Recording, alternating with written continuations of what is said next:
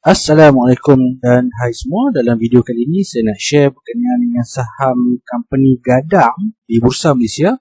Tapi sebelum tu saya nak minta anda untuk klik button subscribe YouTube channel saya ni, klik bell icon sebelah kanan tu untuk dapat notification bila saya upload ni video. Okey, ini sedikit info mengenai company Gadang. Dia buat bisnes berkaitan dengan engineering, construction dan juga property. So kalau anda nak tahu lebih lanjut berkenaan company ni, anda boleh masuk dalam website adalah gadang.com.my. So boleh baca kat situ. Alright, kepada anda yang baru nak start menabur saham tapi tak tahu macam mana nak bermula, saya dah sediakan video panduan pelaburan saham percuma sahaja kepada anda. Macam mana nak dapatkan video ni? Anda boleh klik link di ruang description dan juga ruang komen.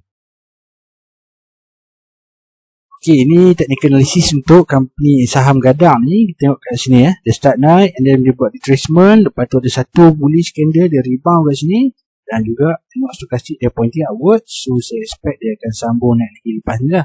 Saya boleh target di atas ni. Okay, jom tengok apa jadi esok dan seterusnya. Okay, price open gap up dan sambung naik. Kat sini kita cari peluang untuk beli and then dia turun sikit, naik balik. Okay, sambung naik lagi, hit semi target.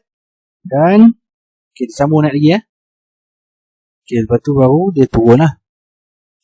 Alright, kita beli kat situ, kita jual kat situ, jual kat tempat target tadi ataupun jual kat atas lagi.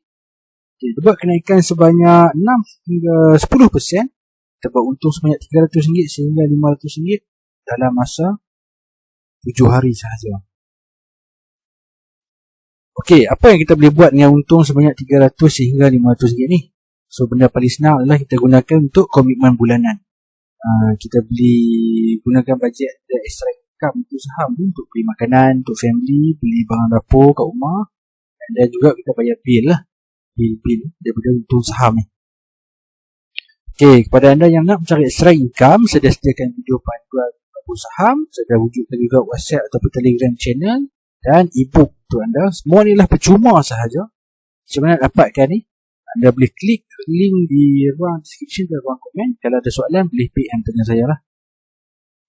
Okay, like Facebook, follow Instagram dan subscribe YouTube channel saya. Itu saja untuk video kali ini. Jumpa lagi dalam video yang seterusnya.